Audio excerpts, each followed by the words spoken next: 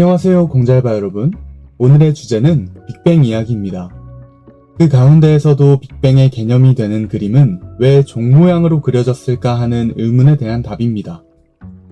예전에는 빅뱅이라고 하면 무엇인가가 펑 하고 터지는 이미지를 나타냈었지만 어느 순간부터 빅뱅의 모습이라고 하면 전부 다음과 같이 종 모양으로 그림을 그리게 되었습니다. 왜 현대과학은 빅뱅의 개념 그림을 이렇게 고쳐 그려야만 했을까요?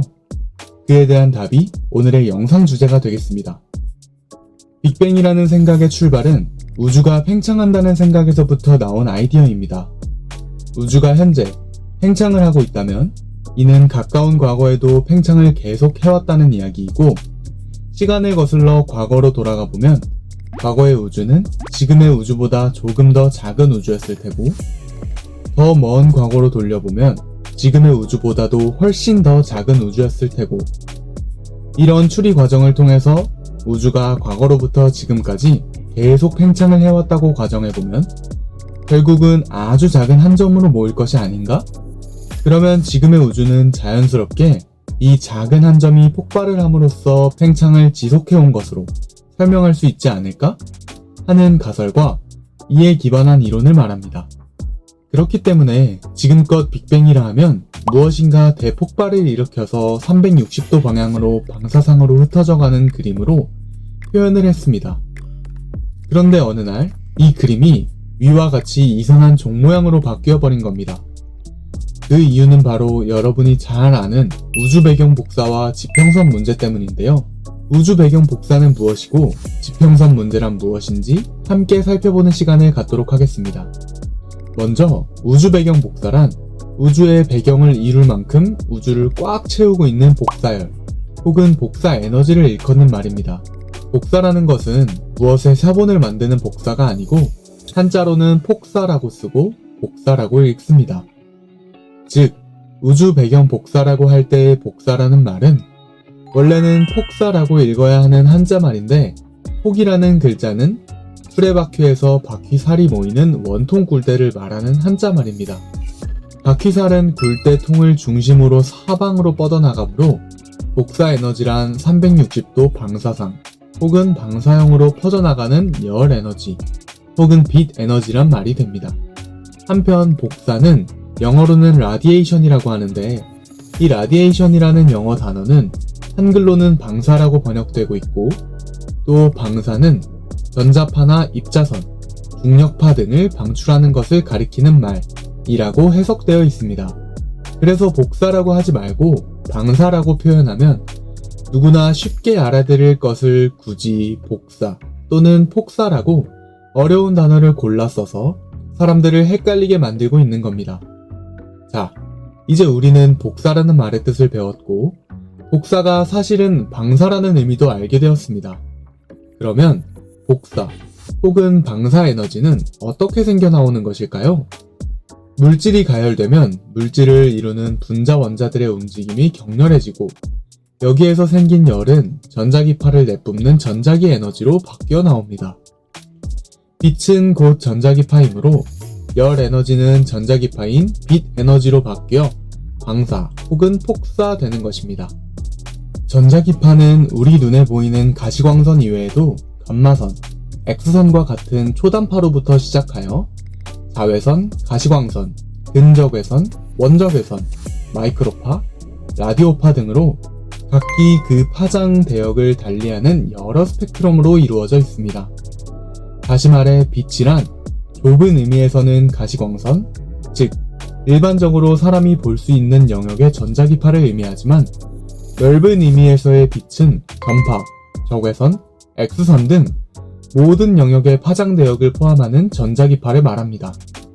곧 우리 눈에 보이는 빛인 가시광선 영역은 빛이라는 전자기파 전체 대역 중 아주 작은 파장 영역대에 걸쳐져 있는 영역에 불과할 뿐이고, 대부분의 빛의 파장 대역은 감마선, 엑스레이선, 자외선, 가시광선, 적외선, 라디오파 등으로 우리가 눈으로 볼 수도 없는 영역에 놓여 있다는 겁니다. 이 정도는 고등학교 통합과학 교과서 수준이니 여러분이 따라오는데 전혀 문제가 없을 듯 합니다. 자, 이제 빛이 무엇인지 이해가 되셨다면 우주 배경 복사로 넘어가 보겠습니다. 우주 배경 복사란 우주의 배경을 이룰 만큼 우주를 꽉 채우고 있는 복사열 혹은 복사 에너지를 일컫는 말이라고 앞에서 설명드렸습니다. 이런 우주 배경 복사라는 아이디어가 어떻게 나왔는지 말씀드리겠습니다. 우주 배경 복사는 우주가 팽창한다는 전제 아래에서 출발한 생각입니다. 1900년대 이전, 곧 1915년 아인슈타인이 일반 상대성 이론을 발표하기 이전 시대만 하더라도 인류는 우주를 태초의 모습 그대로 존재하는 정적인 상태라고 생각하고 우주는 커지지도 않고 작아지지도 않으며 항상 그대로 있다라는 생각을 가지고 있었습니다. 이런 입장을 정적 우주론이라고 부릅니다. 그런데 아인슈타인의 일반 상대성 이론의 장 방정식을 푸는 과정에서 우주가 팽창할 수도 있다는 풀이가 나온 것입니다. 러시아의 수학자 프리드만 등이 이런 가설을 먼저 제시하였고 뒤이어 르메트르 같은 사람도 우주의 팽창론을 주장하였습니다. 그러다가 결정적인 계기가 된 것이 1929년에 에드윈 허블의 우주 팽창 계수, 곧 허블 상수 발표 사건입니다.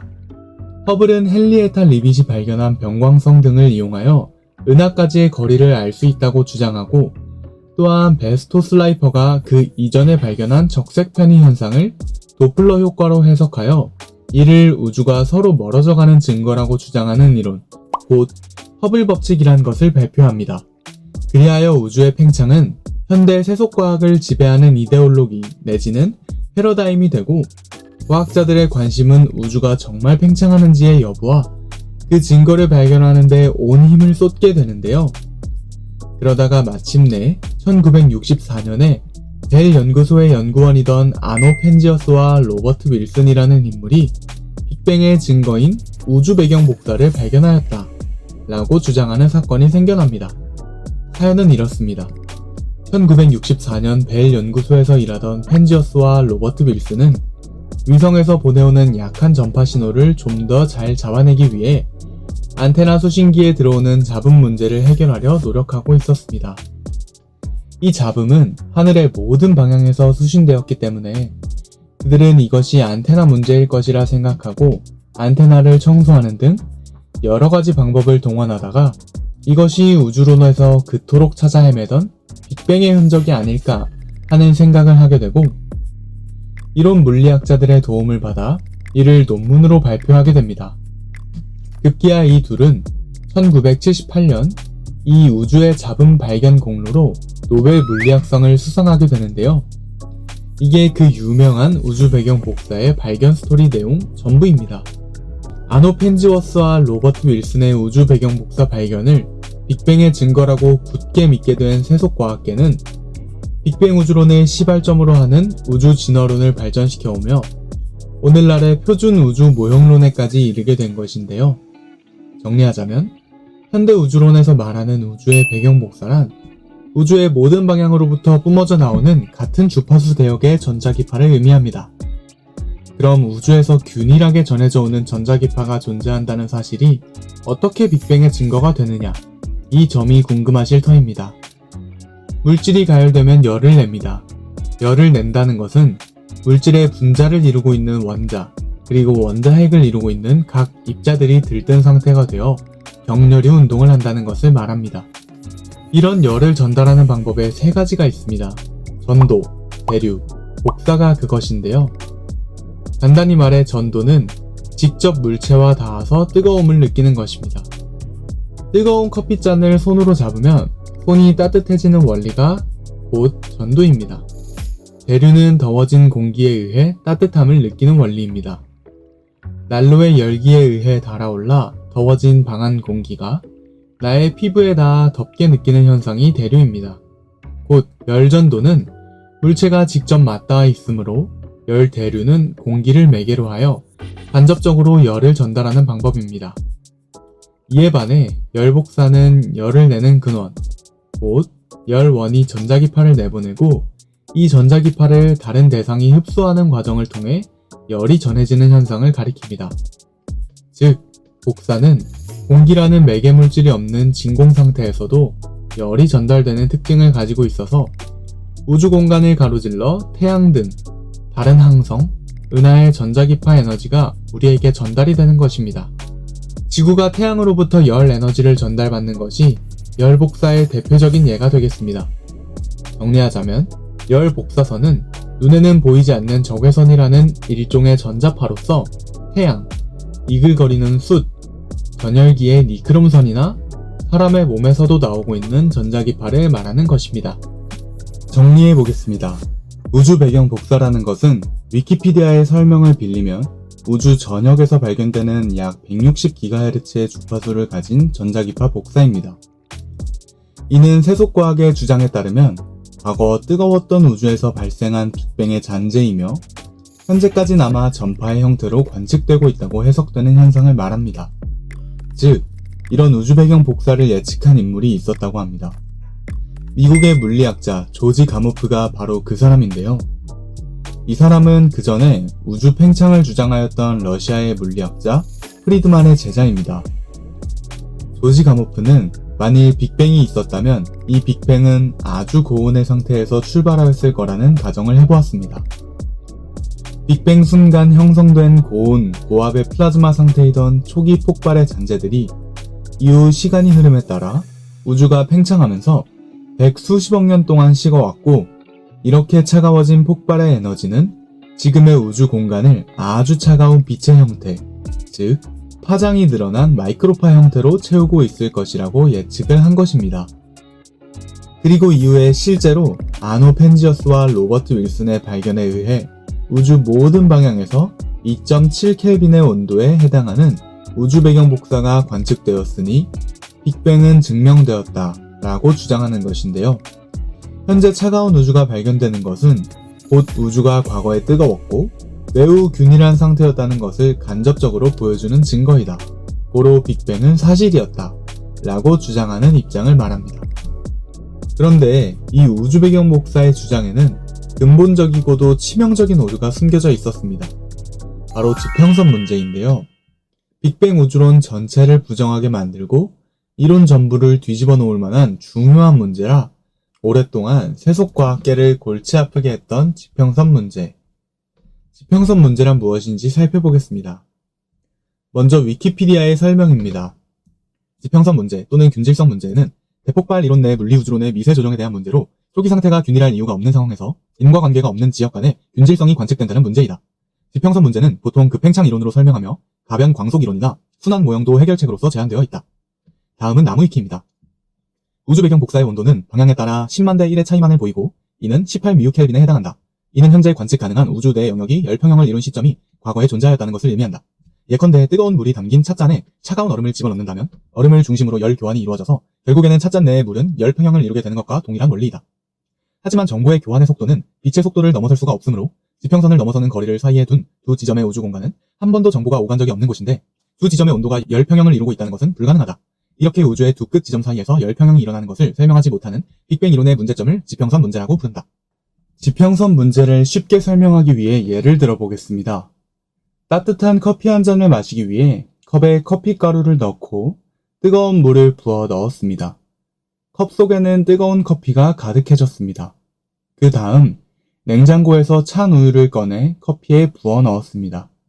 그러면 뜨거운 커피 물 분자와 차가운 우유 분자는 서로 접촉을 하면서 격렬히 열 교환을 하기 시작합니다.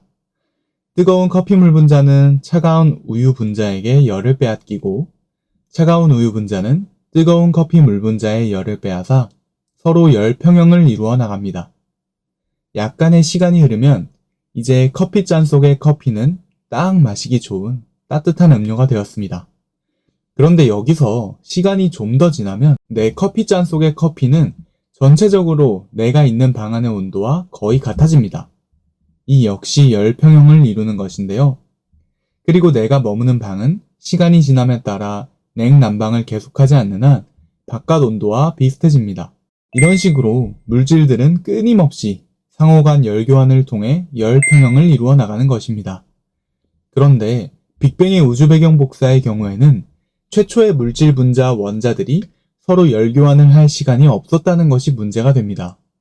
한 어머니로부터 태어났지만 서로 만난 적 없이 평생을 살아온 쌍둥이 입양아처럼 이 둘은 무려 138억 년 동안이나 서로 만나는 일이 없다는 겁니다.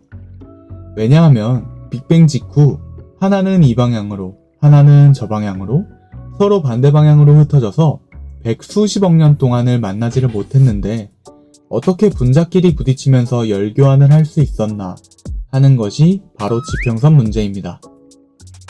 곧 빅뱅은 우주 전체에 퍼져 있는 전자기파 대역이 서로 완전히 같은 주파수 대역으로 퍼져 있는 문제를 설명하지 못합니다. 이게 지평선 문제입니다. 그래서 이 문제를 해결하기 위해 고민에 고민을 거듭해 오다가 마침내 다른 한 이론을 개발해내기에 이르렀는데 그게 바로 급팽창 이론입니다. 급팽창 이론이란 우주가 빅뱅 초기에는 빛의 속도를 뛰어넘는 어마어마한 속도로 갑자기 급격한 팽창을 하였다는 가설에 기반한 이론을 말합니다. 이 급팽창 가설은 미국의 알란 구스라고 하는 사람이 빅뱅 이론의 문제 중 하나인 자기 홀극이 존재하지 않는 문제를 연구하다가 문제가 풀리지를 않자 그럼 우주가 급팽창했다고 하면 어떻겠나 하는 제안을 내놓은 게 그 시작입니다. 물론 처음에는 과학계 전체가 이를 말도 안 되는 소리라며 일축했던 근거 1도 없는 주장에 불과하였습니다. 그러나 시간이 흐르면서 이 급팽창 가설 말고는 우주의 평탄성 문제와 지평선 문제를 해결할 방도가 없다는 것을 깨닫게 된 과학계는 이제는 누구나 할 것 없이 이 급팽창 주장을 이론을 넘어 진리로 받아들입니다.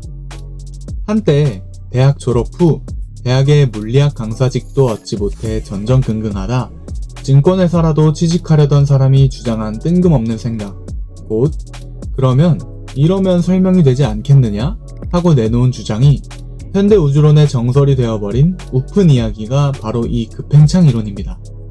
결론적으로 나사가 빅뱅의 그림을 다음과 같이 종 모양으로 그리게 된 것은 바로 이 지평선 문제를 극복하기 위한 현대 과학의 급팽창 이론 때문이었습니다. 급팽창 이론에 대한 보다 깊은 고찰과 논박은 2부 순서에서 만나보실 수 있습니다. 많은 시청 바랍니다. 감사합니다.